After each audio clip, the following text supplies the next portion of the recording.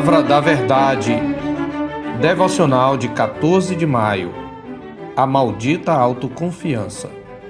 Assim diz o Senhor: maldito o homem que confia no homem, faz da carne mortal seu braço e aparta o seu coração do Senhor. Porque será como o arbusto solitário no deserto, e não verá quando vier o bem. Antes morará nos lugares secos do deserto, na terra salgada e inabitável. Jeremias 17, 5 e 6.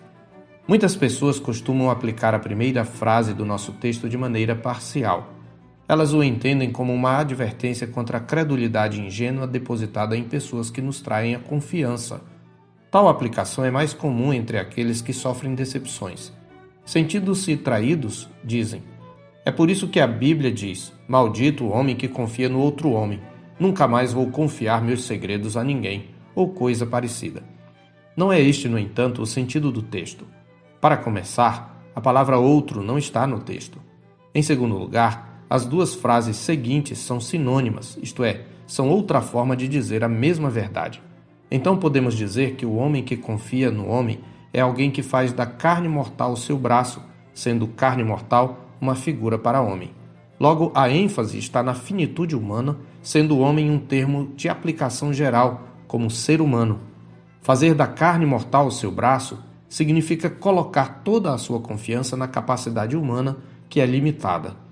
A outra frase completa o sentido, ressaltando que aquele que desse modo confia na força humana aparta o seu coração do Senhor.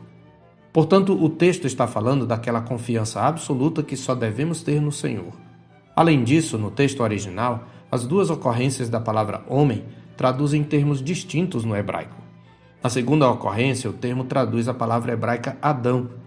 Assim, literalmente, o texto diz: maldito o homem que confia em Adão, sendo Adão um termo normalmente utilizado no Antigo Testamento para referir-se à humanidade como um todo, especialmente em seu estado de queda e fraqueza.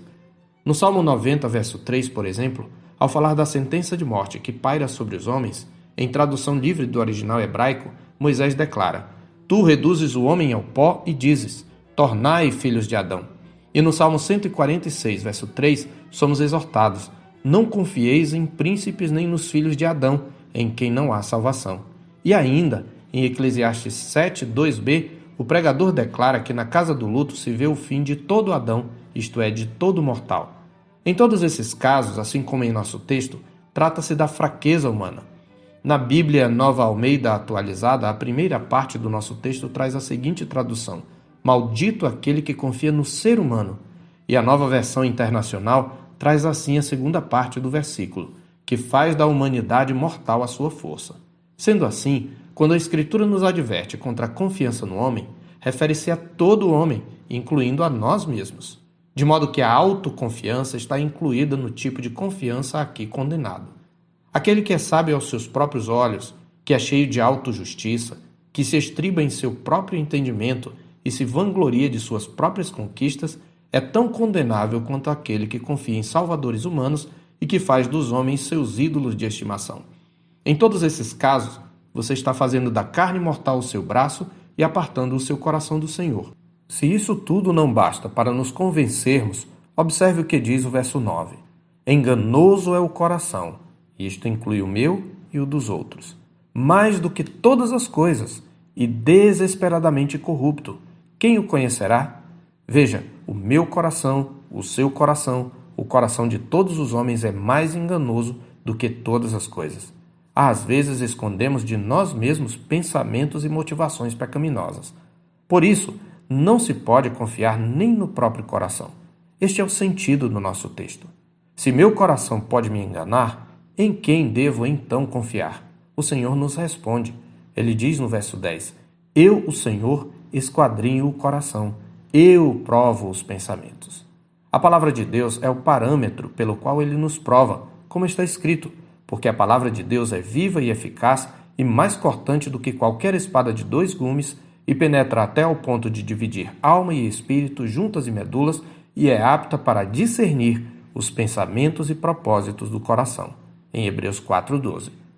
Enquanto aquele que confia em si mesmo ou nos salvadores humanos é semelhante ao capim seco e infrutífero do mais tórrido deserto, aquele que, ao contrário, confia no Senhor é como árvore verdejante, frutífera e resistente ao estio, como está escrito nos versos 7 e 8 do nosso texto. Bendito o homem que confia no Senhor e cuja esperança é o Senhor, porque ele é como a árvore plantada junto às águas, que estende as suas raízes para o ribeiro e não receia quando vem o calor, mas a sua folha fica verde. E no ano de sequidão não se perturba nem deixa de dar fruto. Já temos ouvido em mensagens motivacionais que não devemos nos deixar julgar ou guiar por outros, etc. No entanto, as mesmas mensagens erroneamente nos têm seduzido a nos tornarmos nosso próprio referencial. A palavra de Deus nos aponta outra direção. Diante dessas verdades bíblicas, deixamos aqui 2 conselhos. Em primeiro lugar, faça do autoexame e da autoconfrontação um hábito. Deus nos exorta em sua palavra: examinai-vos a vós mesmos, se realmente estáis na fé. Provai-vos a vós mesmos. Ou não reconheceis que Jesus Cristo está em vós? Se não é que já estáis reprovados. Em 2 Coríntios 13:5. Em segundo lugar, ao contrário do que dizem as mensagens de autoajuda, não confie em si mesmo, confie no Senhor. Como está escrito em Provérbios 3, de 5 a 8, confia no Senhor de todo o teu coração e não te estribes no teu próprio entendimento. Reconhece-o em todos os teus caminhos e ele endireitará as tuas veredas. Não sejas sábio aos teus próprios olhos, teme ao Senhor e aparta-te do mal. Será isto saúde para o teu corpo e refrigério para os teus ossos. Eu sou o pastor Marcos Augusto, pastor da Terceira Igreja Presbiteriana de Boa Vista, em Roraima. Tenha um bom dia na paz do Senhor Jesus.